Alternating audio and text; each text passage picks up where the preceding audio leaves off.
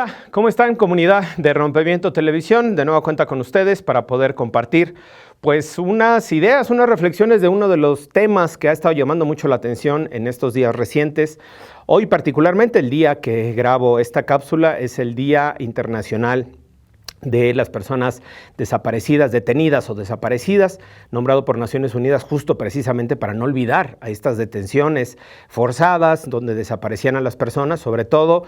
a raíz de las dictaduras del Cono Sur, Argentina, Chile, Brasil. Se va construyendo esta figura de desaparición forzada a nivel internacional, lo reconoce las Naciones Unidas y bueno, pues este día justo se ha declarado como el Día Internacional de las Personas detenidas y o desaparecidas. A lo largo del país se han generado varias marchas, movilizaciones, incluso algunas protestas, claro, para pues exigir una política pública efectiva en materia de desaparición de personas, sobre todo en la prevención de las desapariciones y en la investigación una vez que han ocurrido los hechos. Saben todas y todos ustedes, o la gran mayoría que hemos estado pendientes de la información que se ha generado recientemente, que la semana pasada renunció a su cargo la encargada, la directora de la Comisión Nacional de Búsqueda, Carla Quintana.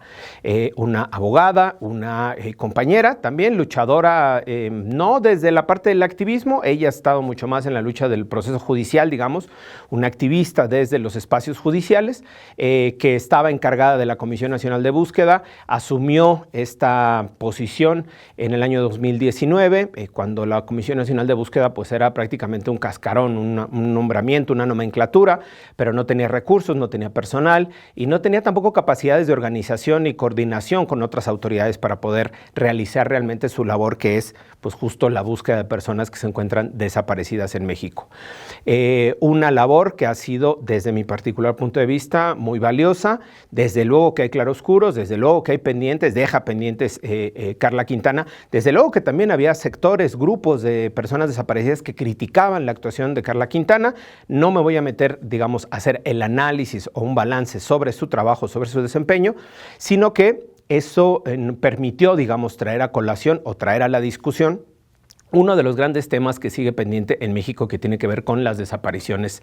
tanto las desapariciones forzadas, es decir, aquellas cometidas por autoridades, por militares, por policías, por agentes del Ministerio Público, como las desapariciones cometidas por particulares. Esta diferenciación tiene que ver precisamente porque a nivel internacional la primer figura que se reconoce es la de desaparición forzada, porque las personas eran desaparecidas por parte de agentes del Estado, insisto, militares o policías. A lo largo de prácticamente 40 años, esta figura se ha venido adecuando normativamente o jurídicamente también para reconocer que no solo existen estas desapariciones cometidas por agentes del Estado, sino también por particulares. En México, particularmente o especialmente, tenemos muchísimos casos en donde se les atribuye esta desaparición a los grupos de la delincuencia organizada o a los grupos criminales que operan en diferentes partes del país. A raíz de esta renuncia, insisto, se genera un importante debate en México y ahí me parece importante colocar algunos puntos para que todas y todos ustedes podamos tener esta reflexión colectiva. Sale una nota en la revista Proceso y en el Washington Post sale otra nota diciendo que a Carla Quintana le pidieron la renuncia porque se negó, entre comillas, a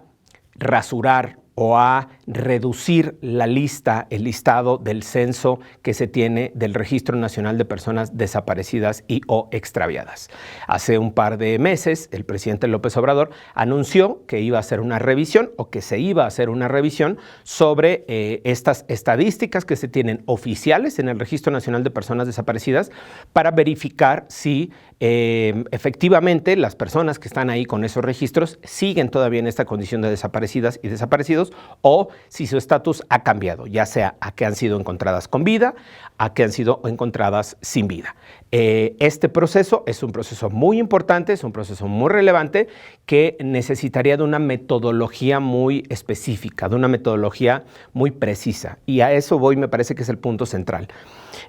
Cuando se hace el Registro Nacional de Personas Desaparecidas, cada una de las personas, en lo particular, puede subir su registro, pero ese registro se contrasta con información oficial. Las autoridades, cuando reciben un reporte de desaparición, suben esta información al registro y contrastan esta información. Es decir, no es una información que cualquier persona puede estar subiendo y que se quede, digamos, en el sistema. Tiene un procedimiento de verificación de datos, de verificación de homonimias, de nombres, de edades, con el RFC, con los datos específicos de la persona, y esa información se corrobora con las autoridades. Es cierto que una vez corroborada con la autoridad y subida al sistema, puede aparecer la persona, y si la familia no notifica a la autoridad, puede quedarse ese registro arriba. Es decir, puede quedarse ese registro como activo y que no necesariamente la persona se encuentre aún desaparecida. Eso es una posibilidad.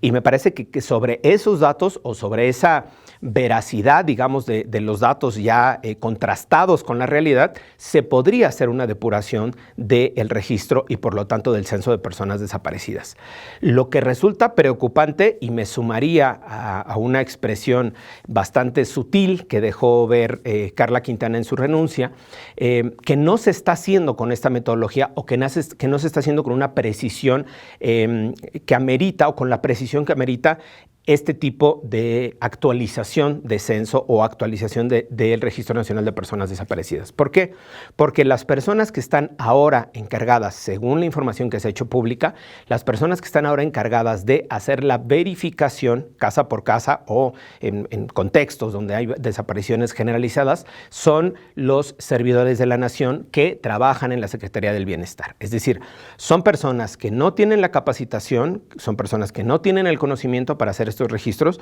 son personas que incluso desde mi particular punto de vista, ¿cómo van a hacer la verificación de la información? Es decir, si un siervo de la nación o un servidor de la nación llega a una casa y le dicen, oiga, aquí está Juan Hernández, sí, fíjese que lo tengo como desaparecido, no, aquí está, va a recibir su identificación, ¿cómo va a ser el procesamiento de esos datos? ¿Cómo se va a hacer la verificación de que ese Juan Hernández sea el Juan Hernández que está desaparecido o no? Es decir, me parece que hay muchos vacíos o muchos hoyos en cuanto a la información y en cuanto al procesamiento de lo que se está teniendo en este caso en particular con el censo o la actualización del registro. Ese es un primer elemento. El segundo elemento es cómo se va a anexar o integrar esta información al registro nacional. Se va a tener esta corroboración de alguna otra autoridad, porque al final los servidores de la nación no son autoridad como tal. Hoy el sistema se compone de la denuncia ciudadana o de la denuncia de las familias, pero con la corroboración de una corporación policíaca o de una fiscalía o de una comisión de búsqueda. Es decir, hay una autoridad que corrobora o contrasta esta información para hacerla, entre comillas, oficial y que esté en el sistema. Las autoridades ahora que están haciendo este registro, este recuento de los servidores de la nación, como tal no son autoridades para poder hacer este registro, para poder llenar estos formatos y para poder actualizar o, en su caso, pues mover la información que se encuentre en el Registro Nacional de Personas Desaparecidas. Y el tercero, y por último, y con eso terminaría, el tercero que me parece importante es